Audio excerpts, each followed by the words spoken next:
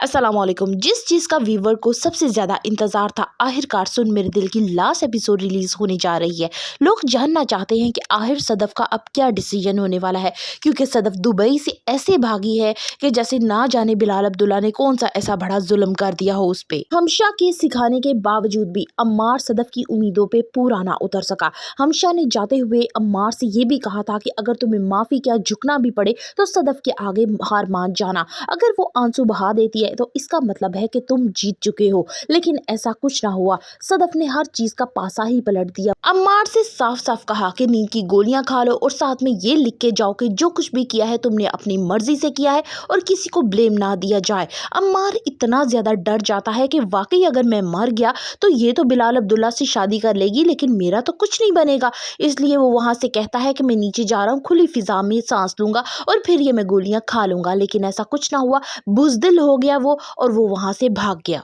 सदफ अम्मार के एक्शन पे इतनी ज़्यादा हैरान होती है कि उसने वाकई ये यकीन कर लिया कि मैं उसको मारने वाली हूँ। उसने एक दफ़ा ये नहीं सोचा कि हो सकता है मैं उसे आजमा रही हूँ, लेकिन बहरहाल सदफ को इस चीज़ का अंदाज़ा हो चुका है कि अम्मार जो है वो बिल्कुल एक नॉन सीरियस इंसान है। वो कभी भी उसको लेके इस शादी को सीरियस नहीं है। वो पहले की तरह अब भी बचपना कर रहा है और बाद में अगर कोई भी ऐसी सिचुएशन आए तो वो सदफ को एक दफ़ा फिर से छोड़ देगा। सदफ और अम्मार के रिश्ते को लेके सभी डाउट में थे कि ना जाने सदफ का रिएक्शन क्या होगा। हो सकता है सदफ अम्मार को फिर से एक दफ़ा एक्सेप्ट कर ले, लेकिन इस दफ़ा सदफ ने ठान ली है कि वो अम्मार को किसी सूरत एक्सेप्ट नहीं करेगी, क्योंकि वो आजमा चुकी है। अब जो अम्मार है उसे भी अंदाज़ा हो गया कि सदफ ने तो सिर्फ मेरा इम्तहान लिया था और मैं उसमें नाकाम हो चुका। वो फिर एक दफ़ा अपनी यानी टीचर के पास जाता है, हमशा के पास, उसे बताता है, लेकिन इस दफ़ा हमशा भी उसकी कोई मदद नहीं करेगी। हमशा उसे सिखा के भेजा था कि तुम हर हालत में सदफ की हाँ में हाँ मिलानी है। वो कहती है कि अब तो सारा कुछ, ये लास्ट चांस था तुम्हारे पास, खत्म हो गया,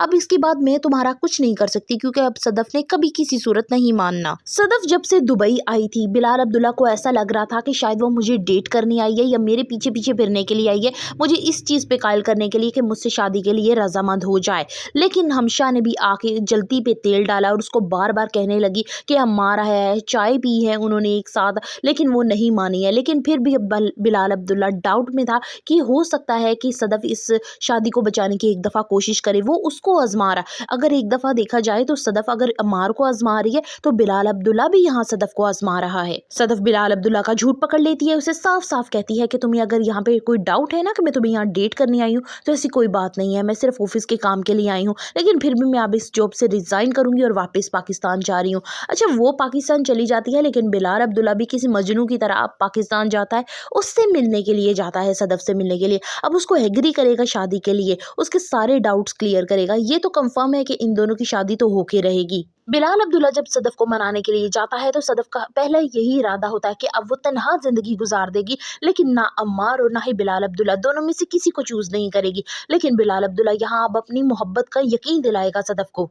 हमशा को भी अब एहसास हो जाता है कि वो चाहे कुछ भी कर ले, बिलाल अब्दुल्ला को हासिल नहीं कर सकती, क्योंकि बिलाल अब्दुल्ला के दिल में सदफ मौजूद है। अम्मार को भी अब वो यही समझाती है कि तुम उसका पीछा छोड़ दो और उसे अपनी जिंदगी जीने दो। शुरू से लेके एंड तक इस ड्रामे ने सिर्फ अवाम को बोरियत का शिकार किया है। सिर्फ 3 इसमें टर्निंग पॉइंट आए हैं जिसमें ये ड्रामा बहुत अच्छा हो गया था, लेकिन उसके बाद बिल्कुल फ्लॉप था। आपको ये ड्रामा कैसा लगा मुझे कमेंट बॉक्स में जरूर बताइएगा। वीडियो अच्छी लगी हो तो एक लाइक तो बनता है।